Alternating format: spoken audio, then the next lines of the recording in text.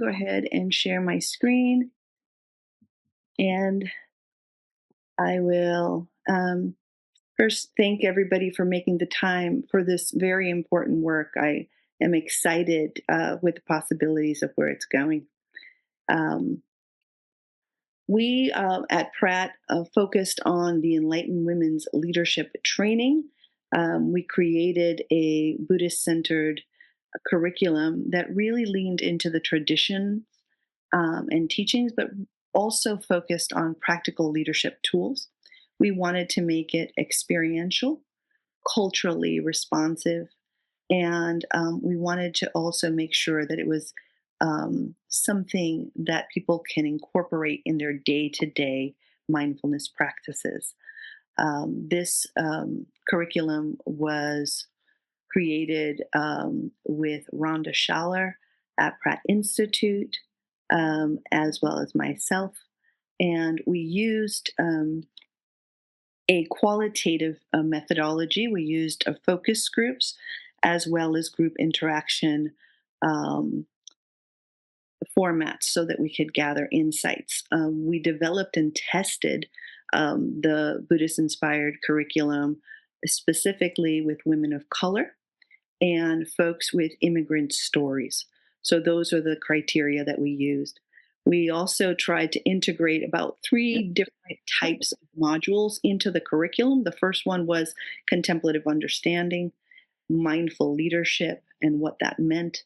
And then what is the internal resources that we could count on so that we can activate it in our day to day lives and use it as a practical tool in the areas of women's leadership specifically. Originally, we looked at 2 hours of focus groups. We've met with 10 women of color and talked about the general categories, the types of areas that we'd be looking at, some of the things that they might need. And after looking at their insights, we went ahead and created and outlined the curriculum and tested it with 70 participants in total. As when I get into the actual products around the curriculum, you'll understand what I mean by testing. And then we produced a few things besides the actual outline of the curriculum and how we imagined that the facilitators would use it.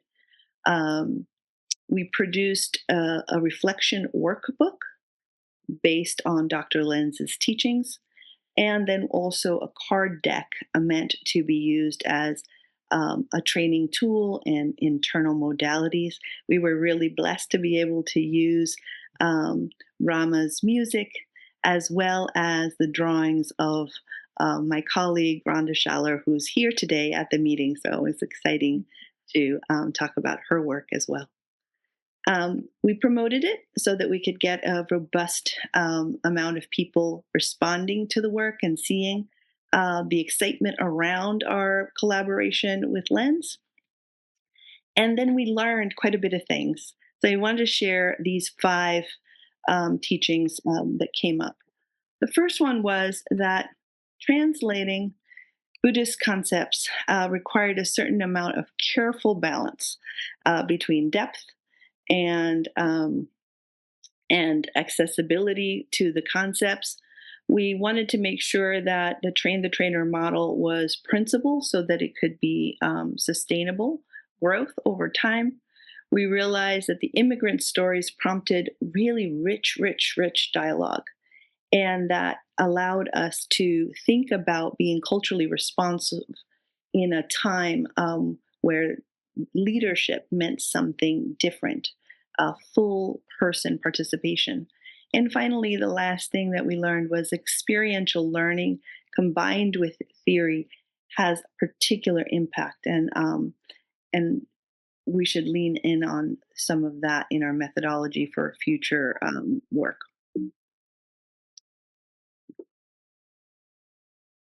Okay, so this is what came out of it. It was a reflection workbook. This Enlightened Women's Leadership Journal allowed for auto writing, auto drawing, and Rama reminds us that enlightenment cycle is endless. There's no end to it. There's no beginning to it. It is perfect.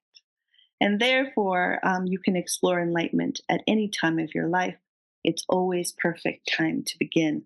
So we tried to make it as open ended and accessible for folks as possible so that they can revisit it over and over. Mm. We also created a reflection deck. This is meant to be used in their day to day lives as well as in their leadership lives, in their work lives. Oftentimes, women are told that they have to separate their professional selves from their true self. And we wanted to be able to have an authentic access to leadership and provide ways that they could reflect to that. So we made this card deck. The card deck looked at three chakras in particular, and then also had 5 cards per chakra that would hone in on particular quotes from Rama. So here you see it's the insight chakra. It says Zazen means to sit, to listen. We have some beautiful music that went with it. We used Kundalini song for this one. It was 4 minutes and 53 seconds. They would reflect on the card, reflect on the quote, reflect on themselves, and move on. They could use it one a day. They could use it as many as they like. The heart chakra was the other chakra that we decided to use. And again, we have art for contemplation, music for contemplation, and then some guidance. Here, it was balance and love. Power chakra was the last chakra we decided to use. Each chakra, again, has 5 cards to go with it. Here we have the music, rain, Buddhism and yoga makes you funny, gives you a sense of humor about life and about yourself, and allowed the folks to be able to reflect on that. With the 70 participants, they found these incredibly deep in terms of the way that they experienced giving themselves time and reflecting on something which they normally are timid about, the idea of power. So, what's some things that we might think about for our future? Well, we would love to be able to actually implement it, create the cards, give out the cards, expand out ways for people to partner with us. We would love to see if there is space in the health service area or the community service sector and be able to move into delivering the curriculum as well as the product expansion that way. And so our hope is to be able to have culturally responsive, practical, contemplative leadership tools rolling out from our initiative at the Mindfulness Collaboratory at Pratt Institute. So thanks, everybody.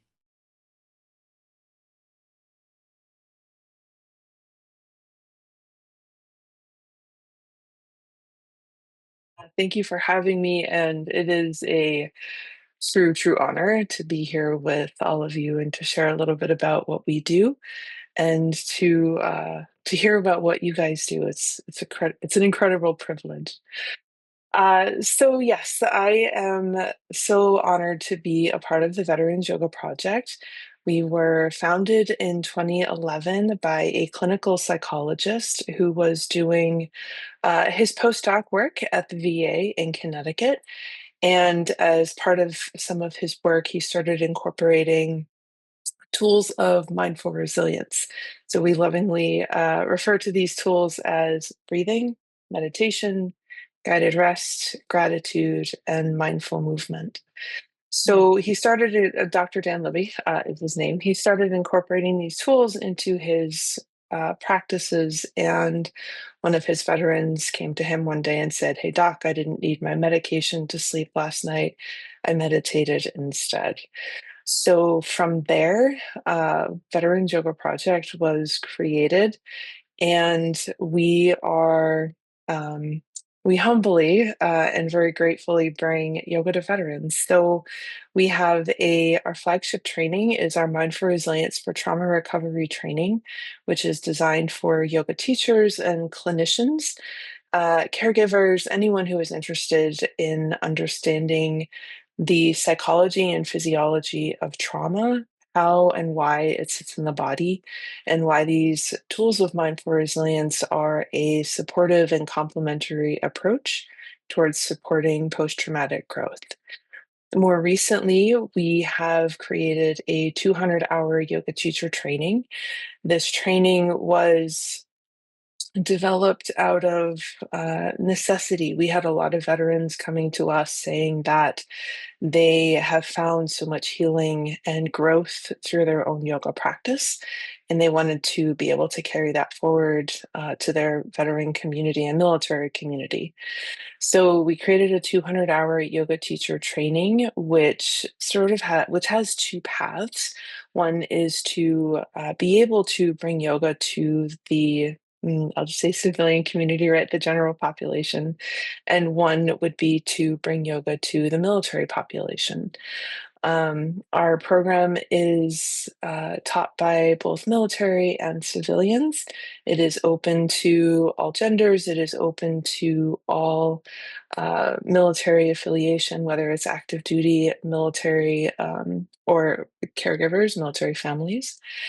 And most recently, we were a recipient of this grant, and we were able to scholarship 5 women through our 2024 cohort. And those women now teach yoga to their fellow veteran community. Um, as part of our work, we encourage our students to participate in data collection. So, our students, those who are interested in participating, both before and after class, share their pain and stress on what's called the subjective unit of distress scale. And in 2024, of those who participated, there was a 72% reduction in pain and a 76% reduction in stress. So it is, we all know, right, how important this work is. So to be able to have that feedback and to be able to share with perhaps other skeptical veterans or military community members is a very powerful gift.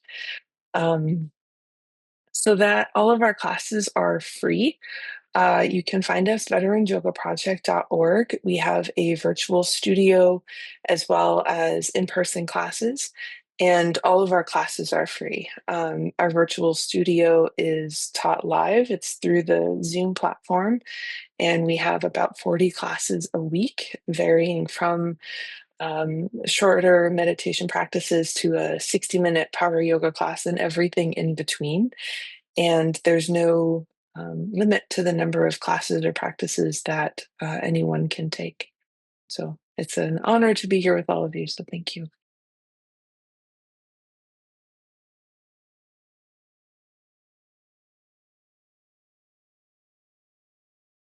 I'm just going to share my screen. Are you able to see my screen? Yes. Okay, great. So, yes, thank you for that wonderful introduction. Again, my name is Georgia Kashnig. I use they, them pronouns, and I'm here to speak about the Women in the Buddha's Life project that I've been a part of, along with Wendy Garling, Charles Hallisey, and Jan Surrey. I'm actually not employed by the Barry Center for Buddhist Studies, although that sounds dreamy. But we've done this work in collaboration with the Barry BCBS, where our website is now located. So in this brief presentation, I'll touch on the history of the Women in the Buddha's Life project, discuss the website that we created to share our work, and then also to talk about the ongoing impact. So the Women in the Buddha's Life project grew out of Wendy Garling's research, and I did see Wendy here, so nice to see you. It grew out of her research on women in Buddhism, her interest in stories about women who knew the Buddha, and her desire to bring those stories to a wider readership and to place them kind of at the center of our exploration of what it means to be Buddhist. Wendy teamed up with Jan and Charlie and excuse me, and started reading some of these stories in community. And these community groups were inspired by Charlie's understanding of the Jewish practice of chavruta, which can roughly be translated as reading with friends. Mm. Charlie then invited me to join the group, in part because of my experience working with Chinese language materials, as well as my expertise in facilitating sacred reading communities. Mm. After the four of us had gathered a good number of these stories from different Buddhist traditions and read many of them in communities, we decided to create a website to consolidate the fruits of our work and share it broadly. So you can find this website simply by Googling Women in the Buddha's Life. It will come up immediately. Or you can also go to the BCBS website, which is pictured here. And when you get there, click on resources, which is in the the far top in the middle, you can see there. When you click on resources, it'll take you here where you see a drop-down menu. And then the third one is the Women in the Buddha's Life, and that will take you here. So right now, the website includes 6 different stories. There will be 16 total, and the remaining ones will be uploaded soon. So since the website has come into being, I have offered a 4-week class in the spring through BCBS, where participants use the materials from the website to read in community. And I will be facilitating another reading group in September, and I plan to do it on an ongoing basis, perhaps once in the fall, once in the spring. And it's meant to be offered at different times of the week and different times of the day, so that people from different parts of the world and parts of the US can join. So one way to summarize the contribution of the website, as I see it, is that it includes both a what and a how. So the what are the stories themselves. We have a deliberate focus on stories about women who knew the Buddha and that come from a variety of Buddhist traditions. Some of these stories are well known, though they may not have been emphasized in the wider tradition. Others are less well known, or at least less well known to an English-speaking audience. Mm-hmm. Some have been translated into English for the first time on our website. And an example of this is a story that's up there right now that I translated from the Mahamaya Sutra, in which the Buddha comes back to life after passing into nirvana in order to speak one last time with his birth mother, Maya. The how treats the practice of reading, on how we read, as equally important as the stories themselves. This focus on the how can be seen in the reading resources that accompany each of the stories. So you'll see the resources if you click on one of the stories and then scroll down, you'll see a page that looks like this. Mm-hmm. So on the right, you can see something, a list under background resources. And these include glossaries, information on the text, citations for further reading. And I think of these as useful, especially if you feel bogged down by all that feels mysterious about a text that comes from a very different time and place. It can be helpful to ground yourself and learn, what does this word mean? So we don't get tripped up by something like that in our enjoyment of reading. However, the heart of the how, in my mind, is what appears on the left side, which is resources for reflection. And these are activities that I've created, reading activities, that I use in my own facilitation work. and they're based on my own understanding of how to create a non-hierarchical learning community. So I created these resources after spending many years in Buddhist communities as well as in academia, and coming to the realization that much of what I had experienced in these learning spaces was quite disempowering. These had been spaces where the teacher holds all of the authority, and the learners were encouraged to transform themselves in the model of the teacher. In our Women in the Buddha's Life project, I think there is an implicit critique of this kind of hierarchical model of learning, because we are trying to revive stories that have been undervalued within the wider patriarchal tradition. And as a consequence, we do not simply want to replicate that same hierarchical model of learning, but rather to create more community-based learning models. I see the ongoing impact of this work in the quality of participation of the groups that I'm facilitating. The sharing that happens in these spaces is vulnerable, heartfelt, and courageous. These groups bring together, or have brought together, mostly women and non-binary folks from a variety of Buddhist traditions, where we read in relational and non-hierarchical ways. By relational, I mean that we encounter the story through our own and others' experiences.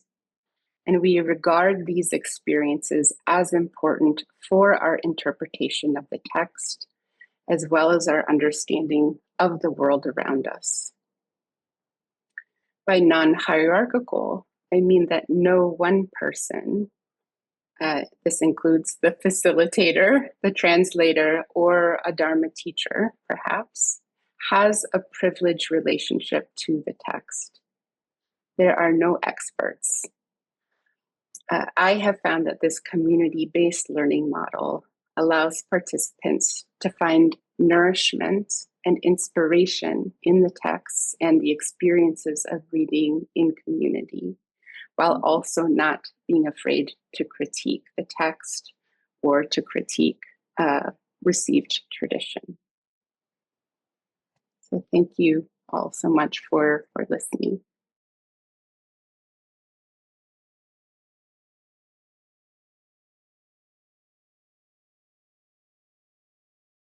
I'm happy to be with you. I was part of the last meeting as well, and that was really generative. And I think important in terms of being able to connect to the larger Dharma world.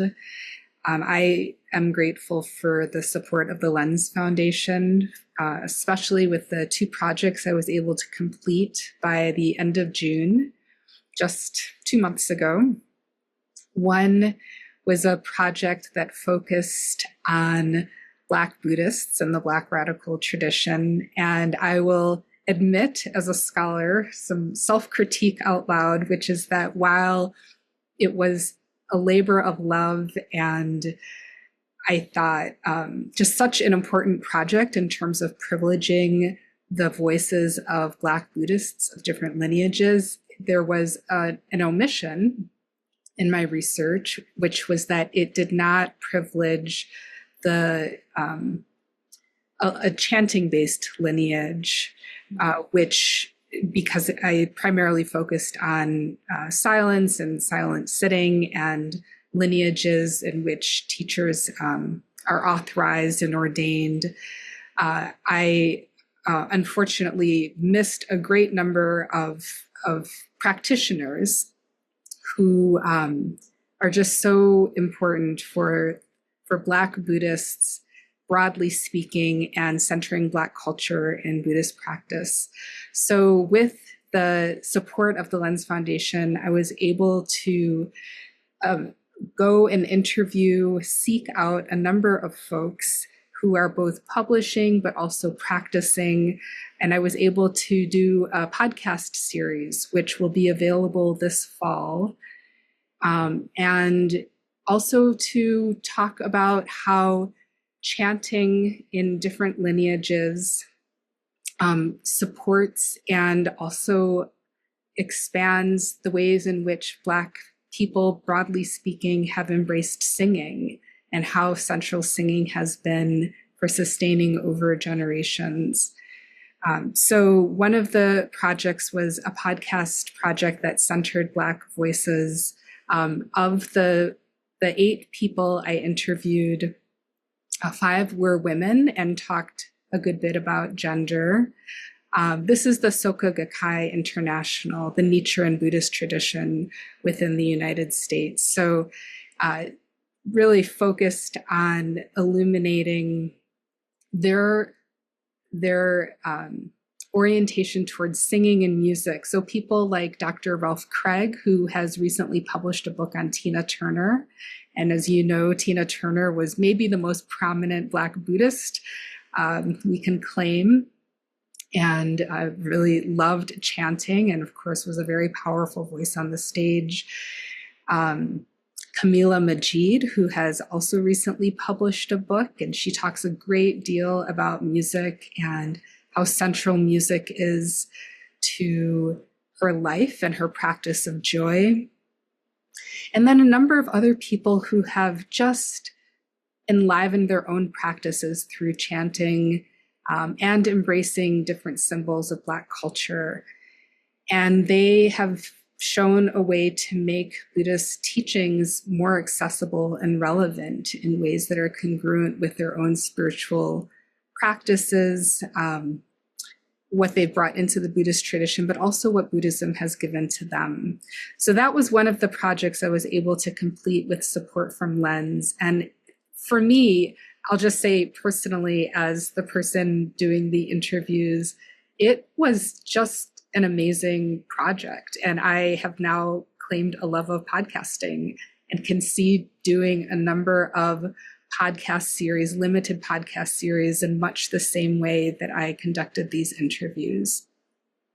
I also want to say this was a project supported by the Crossroads Project, which is supported from the Lenz Foundation and is run through Princeton University. So I also just want to note that there was support, and that there's a Spirit House website, and that all of these podcast interviews will be available not only on my website, which is blackbuddhiststudies.org, but also the Spirit House website. I will also just say briefly that the second project came out of the book I've just completed, and as of last week, just finished copy editing, which was on James Baldwin and Audre Lorde. And I looked at how these 2 luminaries who are so prominent for Black and Black queer activists, how they talked about suffering, how they talked about impermanence and death, how they talk about action and activism, how they talk about anger and hatred and rage, and also how they talk about sensuality and sensual energy. And so over the course of the last 3.5 years, I did quite a bit of research. I was researching up to the end of this past January and writing, and what I was able to do with support from Lenz was to put together an online class series. And so that will be made accessible through YouTube and various other platforms. I have a media director now, so that is also very supportive. She's the person I was able to contract with, and she's now come on board on a part-time basis. And so both the podcast series and this class series will be made available. And the hope is, again, that these teachings that have been so powerful and liberatory are made accessible through the voices of people who have lived and walked and practiced and managed to find a degree of freedom in their own lives.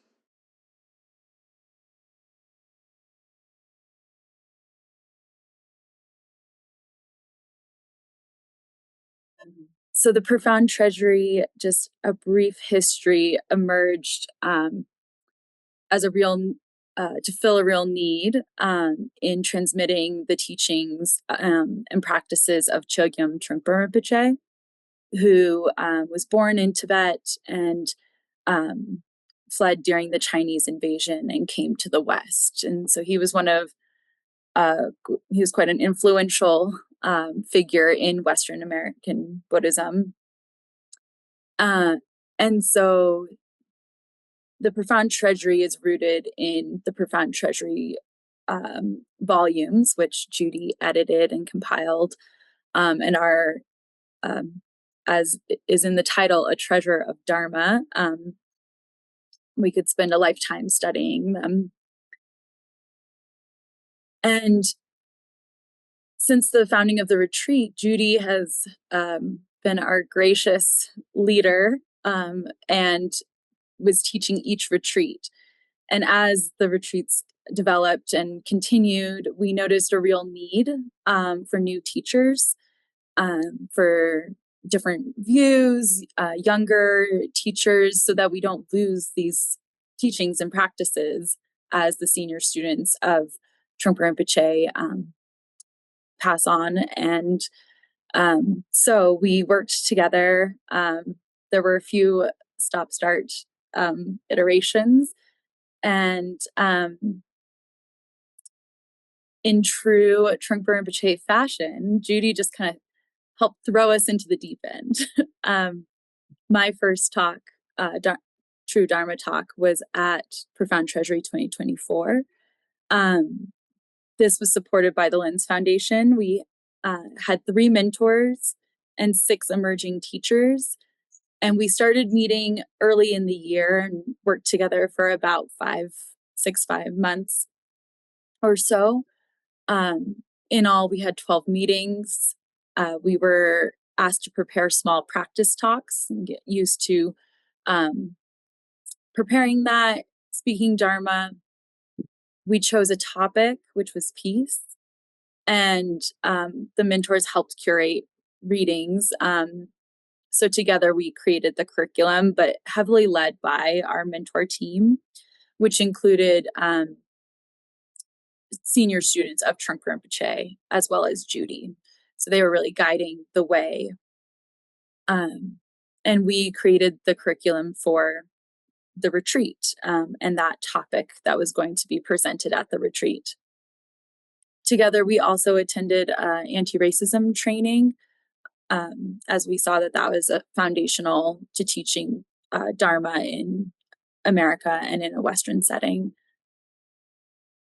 So we completed that retreat and we received lots of great feedback, which was very helpful for us. And while people appreciated everybody's bravery, some of the more helpful feedback was that it felt a little disjointed, like individual talks rather than a cohesive presentation of a topic. So as we looked to 2025, we really adapted and changed. We also took back feedback from some of the emerging teachers on the structure of our teacher training and how we were working together.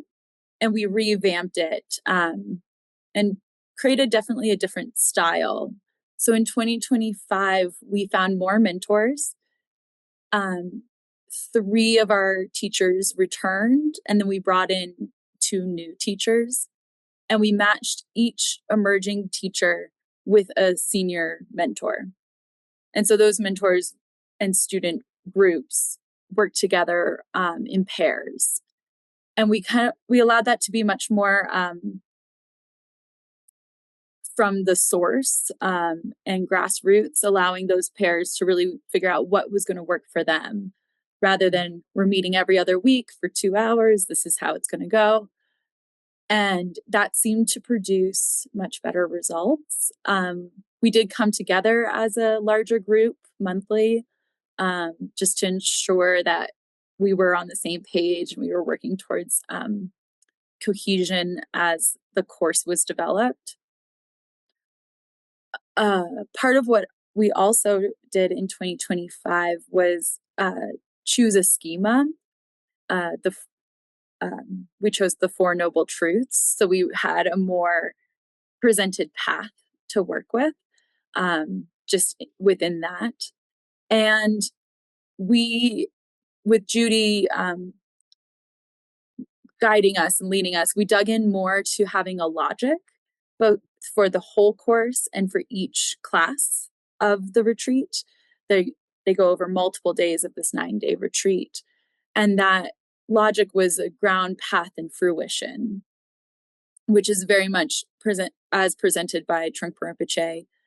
So using that, we were able to look at the course more holistically, and then dig into each of our own talks.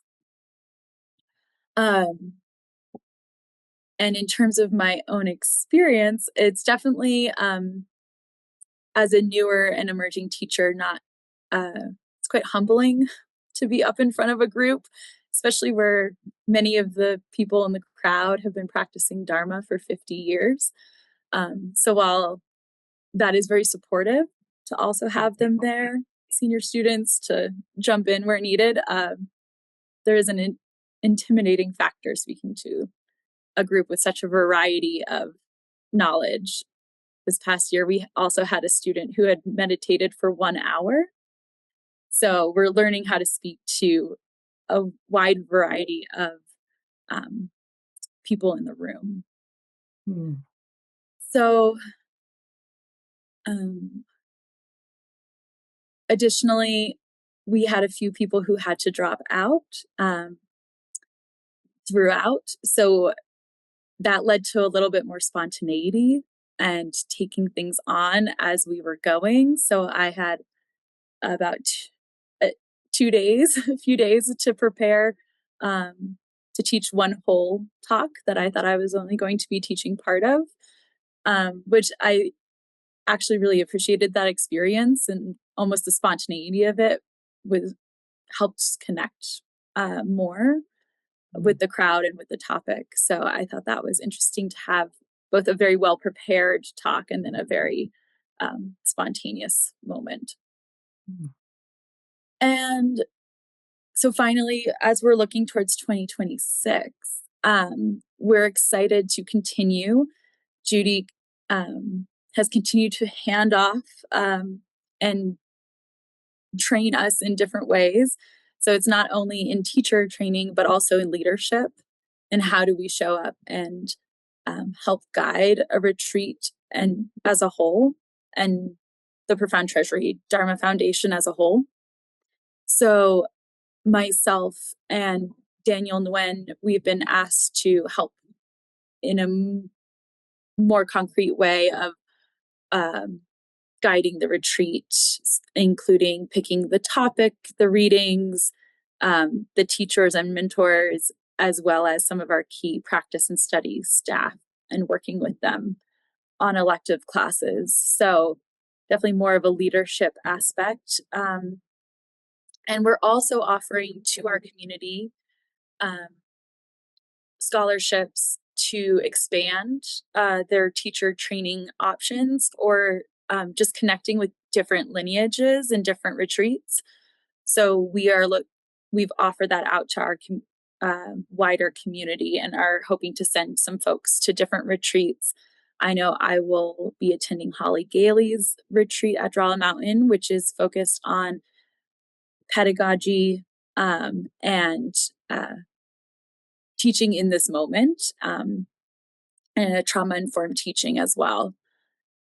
So we're looking for our teachers from Profound Treasury to not just be within our mandala, but to go and explore in the wider Buddhist world and what others have to offer, and hopefully we can share back and forth. So that's a little bit about what our project was.